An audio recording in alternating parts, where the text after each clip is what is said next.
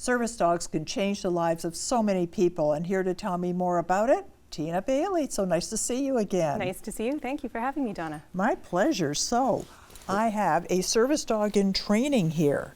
Tell me about Teddy. You have little Teddy, who is just about 9 weeks old, one of the most recent additions to the Kingston Paws Puppies in Training crew. So he has a lovely future ahead of him. As you said, his destiny is to go on and change someone's life, but first he has to go through a pretty extensive training period. Now, at this point, he's a puppy. You know, he's rambunctious and all the rest. So what do you do with someone this size? How do you train them? He's like any other puppy right now. We're working on potty training, so going to the bathroom outside. We're working on basic obedience, knowing his name, coming when he's called, sit, stay, all the general training that a puppy would have. So we certainly start with the basics, and that takes a lot of time and love, and that's what we're working on with him right now. All right, and he's a smart little dog. He's a very smart little dog. So then at 9 months, you've got Steve. This is Steve. Yeah, tell me about Steve. He's also a puppy in training. He's our foster for the next year and a half or so. That's the commitment that it takes.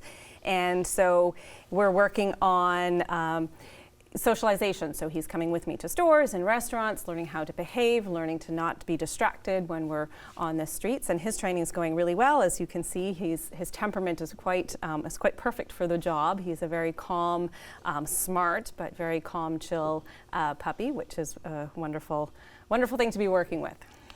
Now, after he graduates, he'll be about 2 years old?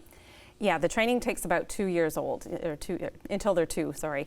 So he's with the fosters, with me for probably a year and a half or more, and we'll work on basic training plus a lot of other commands that he might go on to need in his service dog life. You have a puppy falling asleep in your arms. And he snores. He snores. They both snore. They both snore. And then the trainers will work with him and give him the specific training that he will need to support his person. Because a service dog, as you know, supports one person. So they are trained to do specific tasks and behaviors to help that one individual that they've been paired with. Now, most of us think of a dog as someone who is just a sight-impaired person, but that's not the case. That's not with these dogs, yeah, so they're service dogs. So Kingston Paws, which is what these pups are, trains for 5 types of programs. Okay. So one is autism, so children with autism, the dogs can be trained to help with moderate the behaviors, prevent especially young kids from bolting, etc. Mobility dogs, so people with a physical disability in a wheelchair or other, and they will assist their person in doing day-to-day functions, picking up items, tugging clothing on and off, jumping up and pushing those the handicap buttons on doors, etc.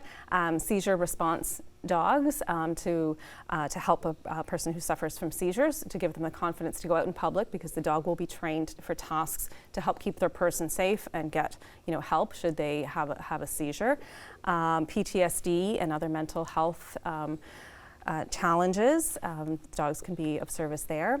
And finally, we have a few agency or canine assistance intervention dogs that are placed with a person who works at an agency. For example, we have a dog that goes to work with youth diversion program, so that dog goes and helps in a setting there. So 5 different types of programs that the Kingston Paws service dogs trains for, and people are more familiar with the seeing eye dogs or hearing dogs as well. I think the police station has a dog like this, and it's for people that are, they've been through some trauma, they're upset, and a dog just calms it down. As Teddy's doing with you. It's just that Very relaxing. much. So if you're going through, some sort of, a traumatic experience, as you say, it helps to relax. So. Yeah, exactly.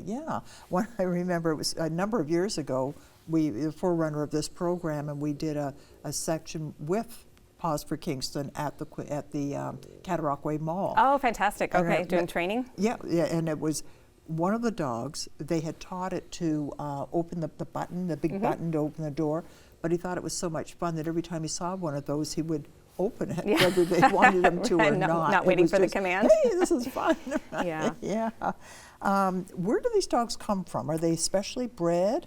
They come, Kingston Paws has relationship with with certain breeders, Canadian Kennel Club certified breeders. So they take the purebred Labradors as well as standard poodles. So poodles for people who have allergies or who just can't to handle the physical nature of a heavy dog. So the poodles are a little bit lighter. Oh. Yeah, so those are the two breeds of dogs that we go for. Oh, terrific. Yeah, great idea. How many dogs do you have in the program at any given time? So, good question. The goal is generally to have about 20 puppies in training like these guys at any given time. We've set the ambitious target of trying to place 12 to 15 dogs per year.